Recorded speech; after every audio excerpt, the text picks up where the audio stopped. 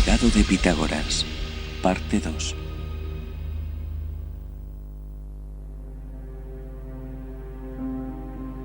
Larsa, una ciudad en el sur de Irak, fue una vez el centro de una próspera civilización mesopotámica. Aquí se encontraron en 1923 varias tablillas de arcilla de la época babilónica. Una de ellas contenía una serie de números secretos.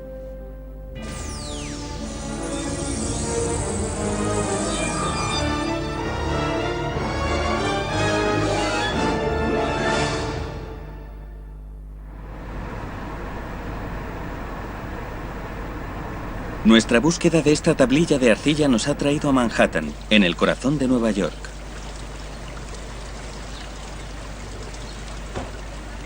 La Universidad de Columbia es una institución centenaria con una larga tradición intelectual.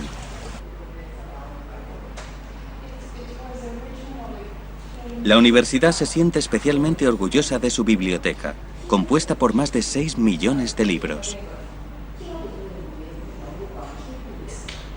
Aquí se almacena una cantidad importante de materiales extraordinarios que contienen información valiosa. El que nos ha traído aquí es un registro matemático realizado por los babilonios.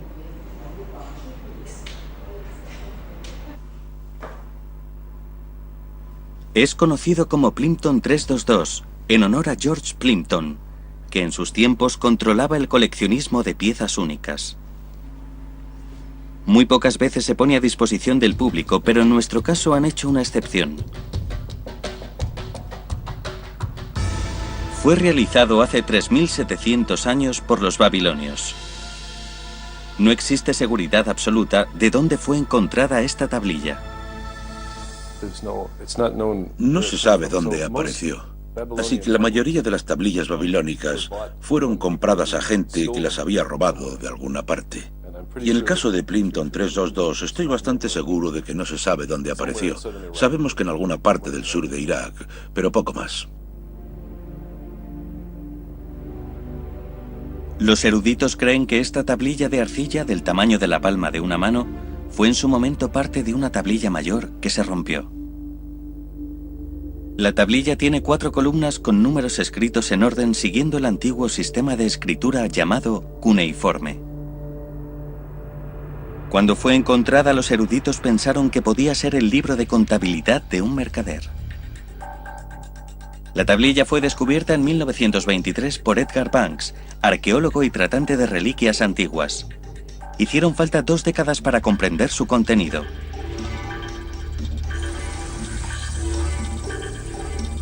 ¿Qué ocultan estos números secretos?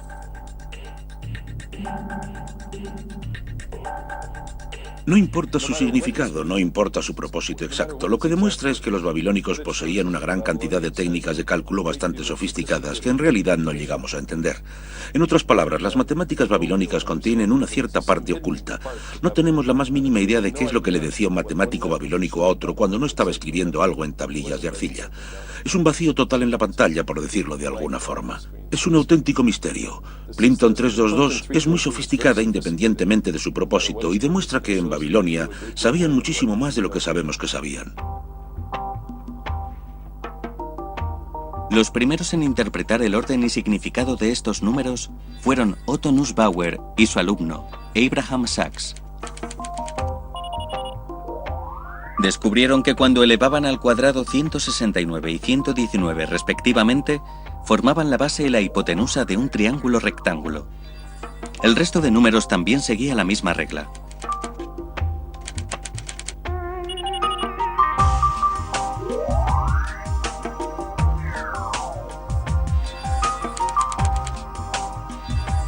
En Plimpton 322 están escritas las longitudes de 2 lados de 15 triángulos rectángulos diferentes. Son los triángulos rectángulos que vemos en el teorema de Pitágoras. Esta tablilla sí tiene muchos ejemplos, pero esos triángulos tienen lados enteros, como 3, 4, 5, 5, 12, 13. Sin embargo, el teorema de Pitágoras es mucho más general.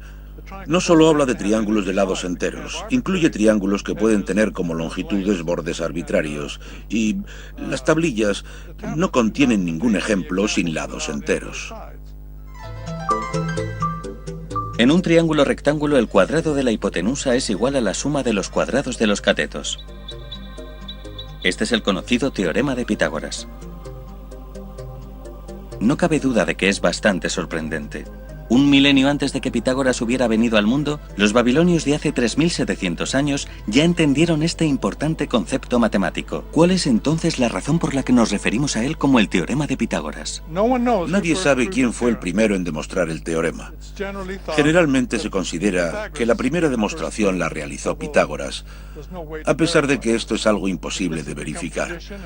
Pero se ha convertido en una tradición, se le llama el teorema de Pitágoras. Nadie más ha reclamado su autoría, pese a que el teorema era conocido, en casos especiales, en muchas civilizaciones aparte de la griega. Era conocido en Babilonia, en la India, en China, y todas estas civilizaciones tenían sus propias demostraciones, algunas de las cuales podrían haber precedido a la de Pitágoras, pero nadie lo sabe con certeza. El filósofo y matemático griego Pitágoras ya era hace 2600 años un hombre famoso. Consideraba que todo está compuesto por números. Pasó 20 años en Egipto dedicándose a este concepto a través del estudio de la geometría y la astronomía. Después de volver a Grecia enseñó aritmética, geometría, música y astronomía, entre otras asignaturas. La sociedad pitagórica consideraba que un nuevo teorema como este, capaz de revelar las propiedades ocultas de la naturaleza, era una revelación divina. Pitágoras se esforzó por entender la armonía de su mundo a través de las matemáticas. Aquellos que se unieron al círculo íntimo de la sociedad pitagórica vivían juntos en su colegio sin poseer pertenencias personales. Disfrutaban de una vida sencilla, prestando atención nada más que a sus estudios. La técnica de enseñanza de Pitágoras estaba envuelta en secreto y nos es conocida solo a través de la leyenda. Vivían en comunidad. Muchos descubrían nuevos conocimientos y los presentaban en nombre de Pitágoras. Solo prestaban atención a la búsqueda de la verdad. Para ellos la matemática era como una religión que despejaba la mente. Acabarían conociendo muchas características especiales de los números que estudiaban. La sociedad pitagórica dividía los números en impares y pares, refiriéndose a los impares como masculino y a los pares como femenino. De especial importancia desarrollaron además figuras para expresar números y las relaciones entre ellos. A través de sus meticulosas búsquedas, descubrieron por primera vez el así llamado número perfecto. Un número perfecto es aquel en el que la suma de sus divisores propios positivos, sin incluirse él mismo, equivale al propio número. Consideraban que un número perfecto era la clave del orden básico del universo. Siglos después, San Agustín diría que se tardaron 6 días en crear los cielos y la tierra, porque el 6 es un número perfecto.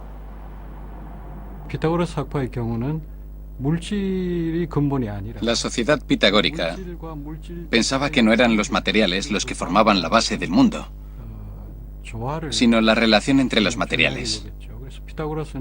La armonía sostenida era sumamente importante. Pitágoras fue uno de los primeros en utilizar términos como armonía y cosmos. También acuñó el término filosofía. Afirmó que la relación entre materiales es armonía, así como también los números y la música. Él era capaz de ver la relación.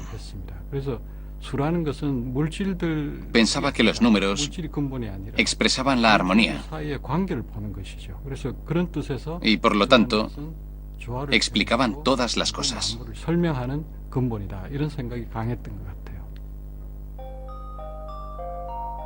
Las historias sobre Pitágoras son casi míticas, cubiertas con el paso del tiempo de un velo de misterio. Observó el diseño del suelo de mármol del templo y entendió el profundo orden de los triángulos rectángulos. El teorema de Pitágoras afirma que el cuadrado de la hipotenusa de un triángulo rectángulo es igual a la suma de los cuadrados de los catetos. Según este teorema, si un triángulo tiene dos lados cortos de 3 y 4, entonces la hipotenusa tendría que ser 5. Los 3 números naturales que forman el triángulo rectángulo se llamarían a partir de entonces triples pitagóricos. Según la leyenda, después de este descubrimiento, Pitágoras hizo una ofrenda de 100 cabezas de buey a los dioses. Su teorema era precioso y perfecto.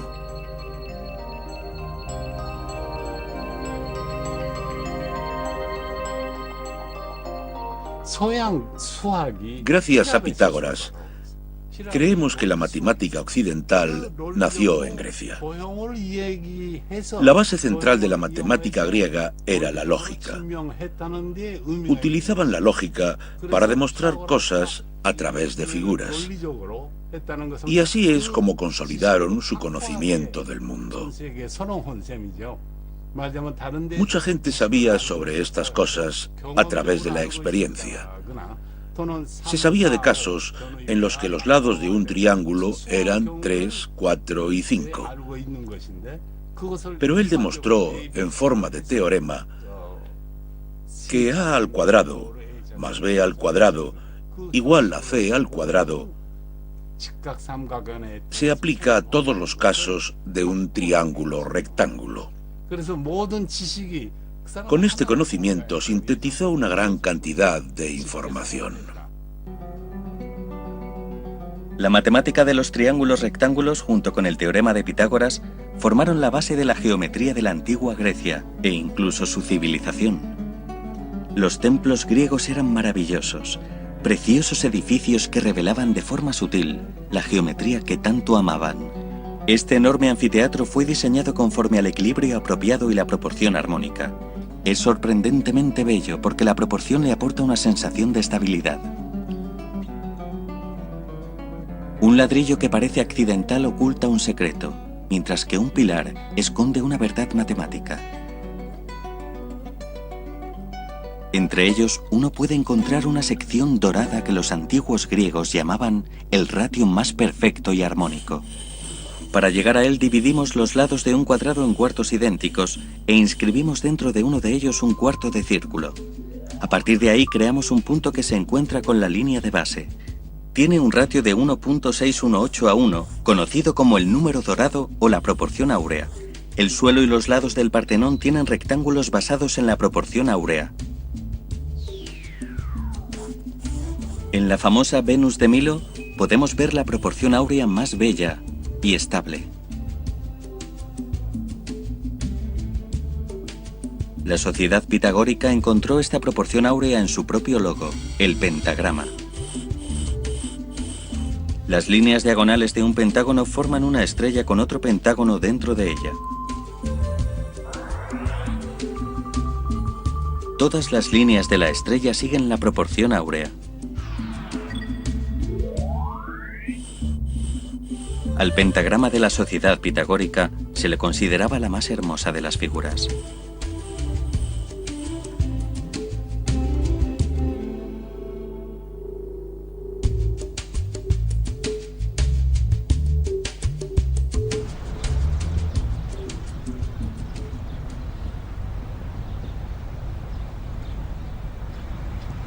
El teorema de Pitágoras había quedado oculto en la leyenda, pero finalmente, 3 siglos después de su muerte, en Alejandría, Egipto, fue dado a conocer al mundo. Alejandría, una ciudad portuaria al sur del Mediterráneo, era en aquella época un importante centro del comercio marítimo. Hace 2300 años, Alejandro Magno conquistó este lugar y ordenó construir una nueva ciudad. Su plan era convertir Alejandría en el centro del conocimiento mundial. Aquí construyeron el faro de Alejandría, el mayor del mundo por aquel entonces. Pese a que el faro de Alejandría ha desaparecido, continúa siendo considerado, junto a las pirámides de Egipto, una de las 7 maravillas del mundo antiguo. En su parte superior, un observatorio, desde donde la gente podía ver a kilómetros y kilómetros de distancia, dominaba el inmenso Mediterráneo. La luz del faro podía divisarse desde una distancia de 43 kilómetros mar adentro. El faro de Alejandría era una guía para los barcos del Mediterráneo. Puede que también aquellos navíos atrajesen eruditos y libros, sumando su conocimiento al almacén de información de Alejandría. En la biblioteca de Alejandría se acumulaba el saber del mundo entero.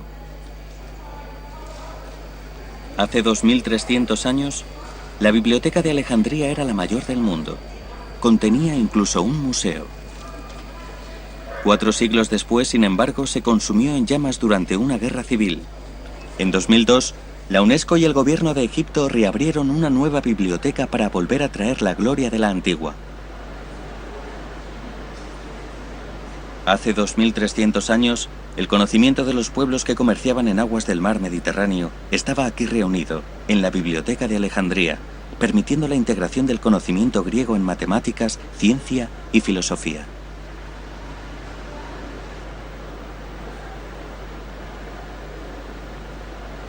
La antigua Biblioteca de Alejandría era el corazón de la ciudad portuaria de Alejandría.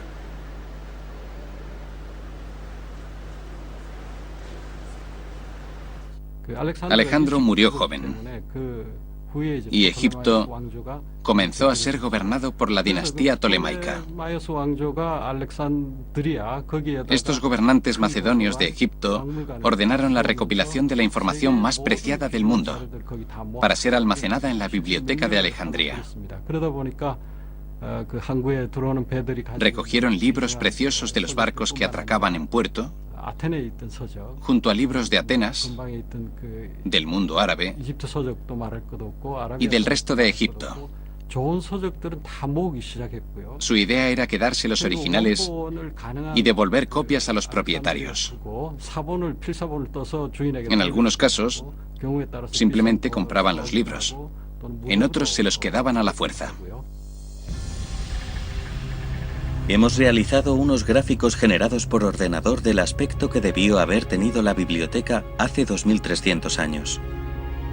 Este fue el primer centro de investigación del mundo. Muchos grandes eruditos se reunían aquí para hablar sobre sus estudios y enriquecer su saber.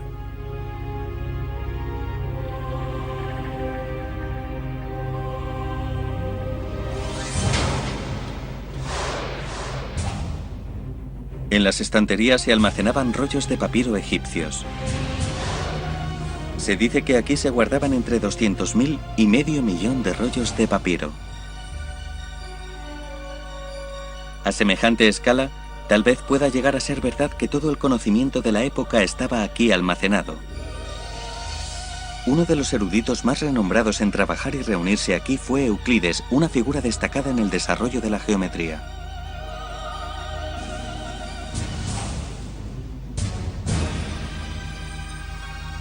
Aquí guardaba Euclides la copia original de su Geometría de Euclides, el texto matemático principal de la época.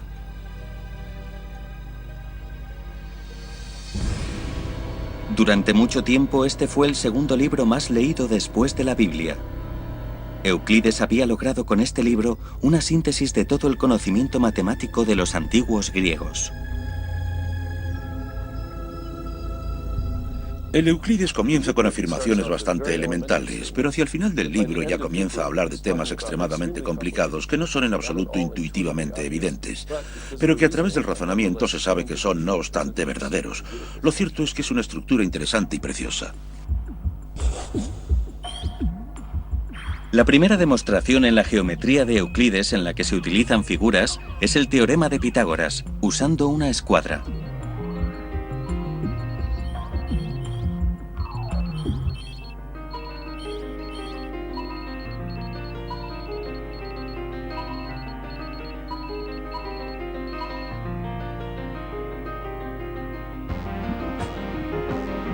Existen muchas formas de demostrar el teorema de Pitágoras. Uno es utilizando el ratio de dos triángulos similares. Un segundo sería el método algebraico, mientras que un tercero, el método geométrico, está basado en una comparación de tamaños. Durante el transcurso de los 2 últimos milenios, se han realizado más de 300 demostraciones del teorema de Pitágoras.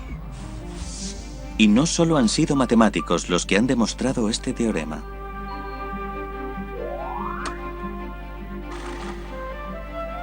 En 1837, un corredor de bolsa londinense de nombre Henry Perigold demostró el teorema con el elegante método del corta y desplaza.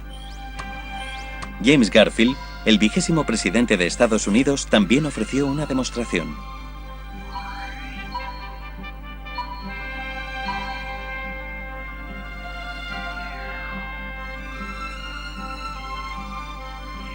¿por qué ha habido tanta gente en los últimos 1000 años capaz de demostrar este teorema de tantas formas distintas? Bueno, el teorema es muy fácil de enunciar y es un resultado sorprendente. El hecho de que en cualquier triángulo rectángulo la suma de los cuadrados de los catetos es igual al cuadrado de la hipotenusa. Así que, considerando lo simple que es de entender, no es sorprendente que mucha gente haya querido intentar demostrarlo. En matemáticas, las demostraciones son el camino por el que ha peregrinado el viajero que finalmente ha llegado a su destino. Efectivamente, es posible que personas con el mismo destino hayan tomado caminos diferentes, pero existe una condición: el proceso de llegar a la demostración debe ser claro y lógico. Sin una demostración nadie puede creerse nada. El ser humano sabe lo que está bien y lo que está mal. Pero lo que está bien debería tener ciertas razones sobre las que creérselo. Las razones son la demostración. Del mismo modo que lo que sustenta a una nación es la justicia, las demostraciones sustentan los fundamentos de la matemática. Las demostraciones hacen bellas a la matemática y convierten en significativa la vida de un matemático. Con el paso del tiempo, Pitágoras descubrió algo que no quería descubrir. En aquellos días la gente solo utilizaba números naturales, números enteros como 1, 2 o 3, o fracciones, es decir, un ratio entre dos números naturales. En la sociedad pitagórica se consideraba que cualquier número podía ser expresado como el ratio de dos números naturales. Pero se dieron cuenta de que la diagonal de un cuadrado con lados de longitud 1 no puede ser expresada como una fracción basada en números enteros. La longitud de esta diagonal fue un radical que empezaba con 1.414. Tenía dígitos interminables. Señalaba el descubrimiento de los números irracionales. Este descubrimiento, no intencionado, provocó considerable confusión. Hasta entonces, habían creído que todas las verdades del mundo podían ser explicadas con números, pero estos números irracionales sacudieron el núcleo de su fe. Su existencia provocó profunda perplejidad en Pitágoras. Los llamó alogón, que quiere decir algo que no se puede expresar. Los números irracionales se convirtieron en secretos que los discípulos de Pitágoras debían llevarse a sus tumbas. Cuando descubrieron que la diagonal de un cuadrado unitario de 1 por 1 no era el ratio de dos números enteros, se sintieron conmocionados. Y no querían trastornar su teoría de que todo dependía de números enteros. Así que posiblemente esta sea una de las razones por las que lo mantuvieron en secreto. Pero lo cierto es que guardaban en secreto casi todos sus resultados. Jamás escribían nada, ni siquiera cuando llegaban a un descubrimiento. Siempre se comunicaban de forma oral. No existe constancia escrita de nada de lo que llegó a hacerse en el colegio pitagórico.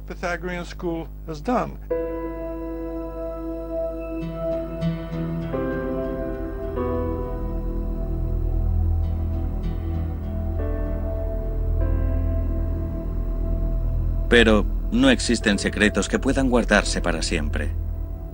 Para Hipaso, un erudito pitagórico, enterarse de que había números que no estaban hechos de números naturales finitos fue un descubrimiento abrumador. Gracias a él, el secreto fue desvelado. Según la leyenda, Hipaso rompió las normas de la sociedad secreta pitagórica y reveló a otros la existencia de los números irracionales. Era como un cáncer que amenazaba su sociedad. Si la verdad de estos números irracionales inexplicables se daba a conocer al mundo, temían que se destruyese la misma fundación de la sociedad pitagórica y su credo de que los números son la realidad esencial.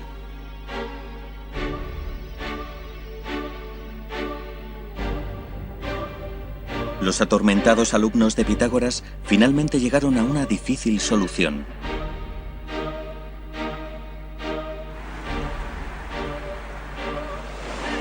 Al día siguiente, antes de que todos los demás se despertasen, los alumnos salieron al mar con Hipaso. La sociedad había descubierto los números irracionales, pero mantuvo el concepto en secreto. Aquellos no eran meros números, sino un interminable nuevo mundo matemático que amenazaba el suyo. Hipaso fue sacrificado al mar Mediterráneo.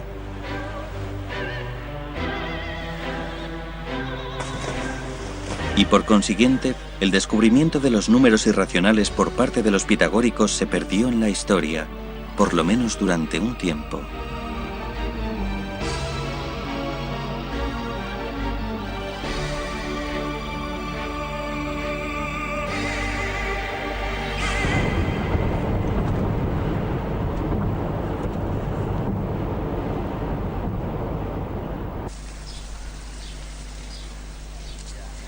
¿Desde hace cuánto tiempo se sabía de la existencia de los números irracionales que no pueden expresarse a través de números naturales? La tricentenaria Universidad de Yale posee la segunda mayor biblioteca del mundo, una inmensa colección de 12 millones de libros. Uno de los volúmenes más famosos aquí guardados es la Biblia de Gutenberg, la primera Biblia en ser impresa. En esta biblioteca, en la que uno puede ver los antiguos libros de nuestro mundo y otros materiales previos, es posible contemplar un objeto que cuenta la historia de las matemáticas.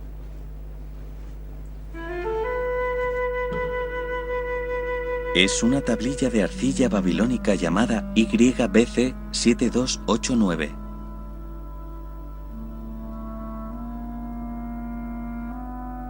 El profesor Christopher Anastastakis estudia matemáticas antiguas a través de las tablillas babilónicas de arcilla. Sorprendentemente, los números cuneiformes de la tablilla de arcilla y sus imágenes tratan sobre un triángulo rectángulo.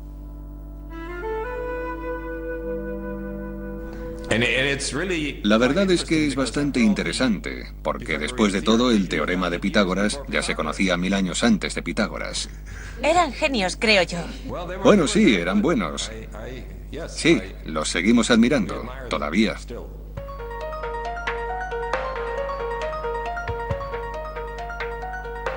Hace 3700 años, los babilónicos no utilizaban un sistema decimal en base 10, sino un sistema sexagesimal en base 60. Si desciframos los números de esta tablilla, nos saldrían 1, 24, 51 y 10.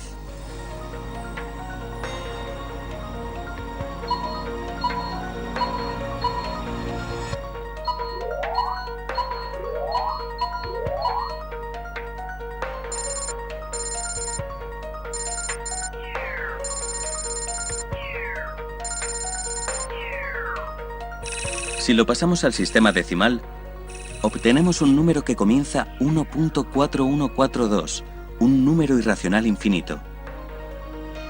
Hoy en día es más conocido como la raíz cuadrada de 2. Los babilónicos conocían la existencia del número irracional para la raíz cuadrada de 2, también llamado 2 radical, hace 3700 años. Si cogemos un punto 414, ¿correcto? Y lo elevamos al cuadrado, tenemos un punto 9994 que se acerca mucho a 2. El cuadrado de 2 no puede escribirse como una fracción. En otras palabras, no existe la fracción p dividido por q, tal que p dividido por q al cuadrado es igual a 2. Y esto ya lo sabían los antiguos griegos. Así que no puede escribirse en una fracción simple. Hay que utilizar aproximaciones. Y eso es lo que es un número irracional. No tiene ratios simples, de número entero a número entero.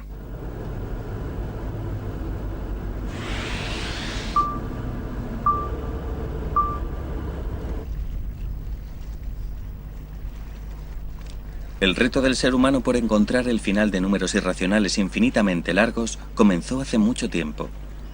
Esta es la isla italiana de Sicilia, en pleno mar Mediterráneo. Siracusa es un popular centro vacacional situado en la costa este siciliana.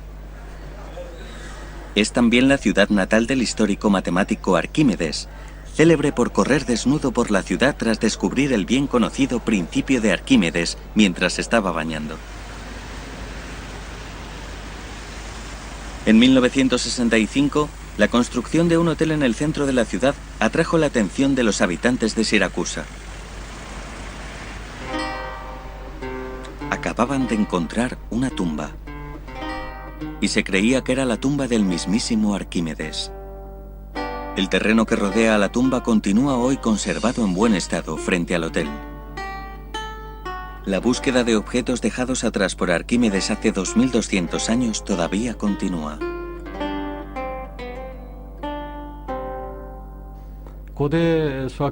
Existen muchos matemáticos que ya en la antigüedad eran famosos,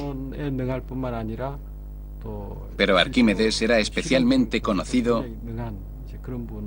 por su forma de aplicar las matemáticas al mundo real.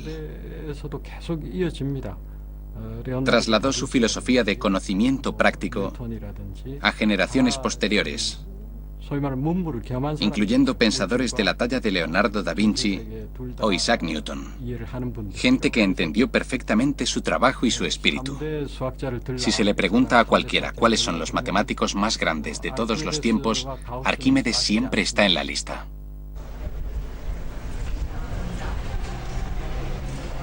En el hall de entrada de un instituto de Siracusa, una estatua de Arquímedes. Fue un gran técnico, el descubridor de la ley de la palanca.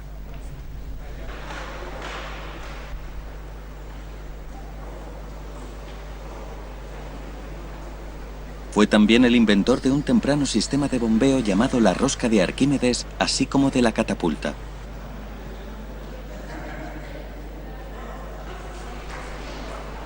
Su motivación tras estas creaciones era su interés por las matemáticas.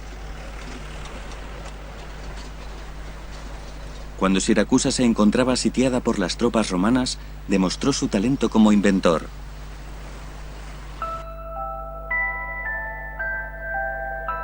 Hasta su muerte, Arquímedes se entregó a la geometría con la esperanza de encontrar la verdad oculta de los círculos y las esferas.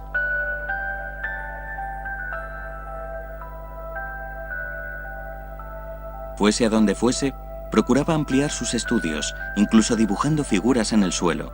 Para Arquímedes el círculo era lo más perfecto y lo más hermoso que se podía contemplar.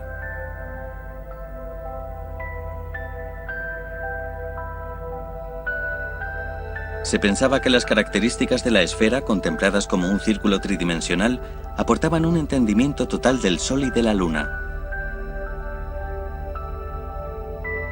Para Arquímedes, el círculo y la esfera eran las llaves que abrían un mundo de misterio.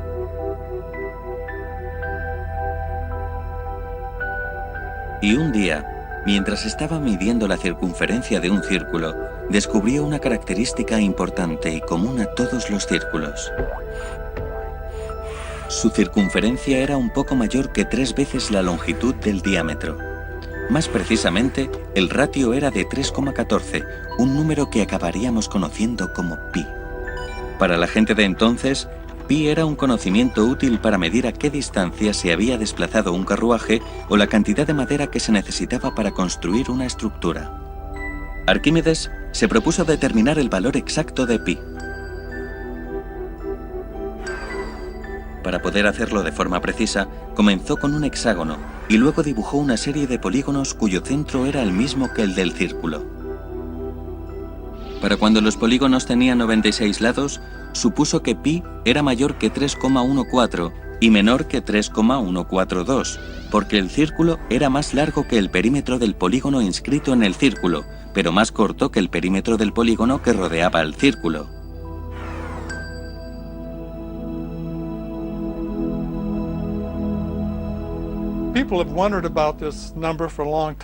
La gente llevaba mucho tiempo preguntándose por este número. Este ratio es un poco mayor que 3, 3.1415, etcétera, etcétera. Y es normal que se preguntasen, ¿qué es este número? Los pitagóricos dudaban, ¿es un número racional? No es un número racional, pero no es fácil demostrar que no lo es. Arquímedes se convirtió en parte vital de la historia de las matemáticas cuando demostró que este número pi también surge cuando calculas el área de un disco circular. El concepto de infinito era una clave para abrir este nuevo mundo. Y la primera puerta de entrada a este mundo se encontraba en el triángulo rectángulo. Durante miles de años, el teorema de Pitágoras fue considerado una verdad inmutable. La diferencia más importante entre las matemáticas griegas y las matemáticas previas era que los griegos tenían esta idea de que tienes que demostrar los teoremas y la idea de que si comienzas con unas cuantas suposiciones, los llamados axiomas, entonces utilizando nada más que la lógica y las reglas básicas de las matemáticas, vas derivando más y más teoremas. Y yo creo que ese es el más importante de los inventos griegos.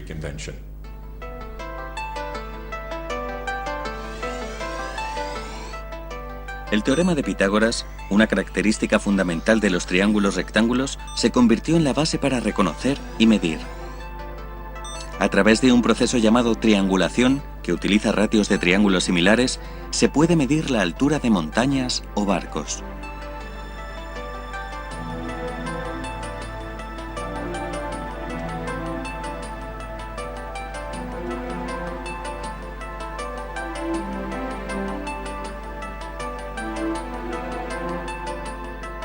El teorema de Pitágoras es un concepto asociado a una figura bidimensional, pero se utiliza para medir distancias entre puntos en un espacio tridimensional.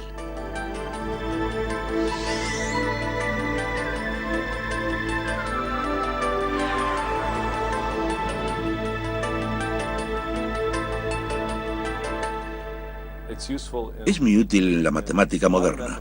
Es la fundación de casi todos los cálculos de naturaleza práctica en geometría. Así que en la matemática moderna utilizamos sistemas coordinados. Tenemos un eje X yendo por aquí y un eje Y yendo por allá. Y queremos saber cuál es la distancia entre dos puntos. Pues para poder calcular la distancia tenemos que conocer el teorema de Pitágoras. Es el cálculo básico en toda la, digamos, geometría informatizada, en el mundo del grafismo por ordenador, etc. En cuanto empiezas a escribir programas que dibujan imágenes, tienes que utilizar el teorema, así que es un poco como la base sobre la que se sustenta toda la geometría coordenada.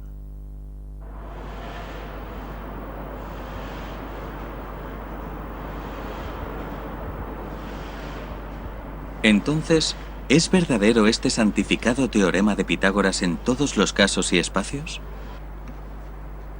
Hemos abandonado el aula y traído el triángulo a un espacio grande dentro del mundo real para demostrar la exactitud del teorema. Utilizando satélites y la tecnología más avanzada, hemos obtenido los puntos precisos de un gigantesco triángulo rectángulo, comenzando con un estadio de béisbol en Seúl, la capital de Corea del Sur. Otro punto está en el puerto de Muko, en la misma latitud que Seúl. El tercer y último punto se encuentra en una playa junto al arroyo de Kumgang, en la misma longitud que Seúl.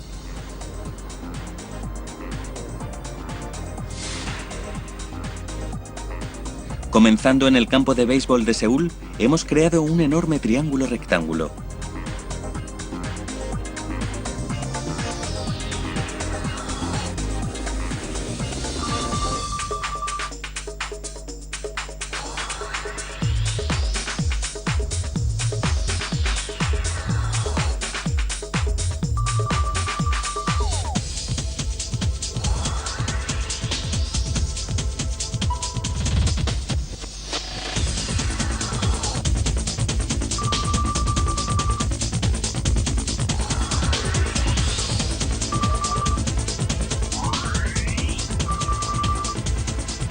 Las longitudes de los tres lados de este triángulo se han calculado utilizando el teorema de Pitágoras.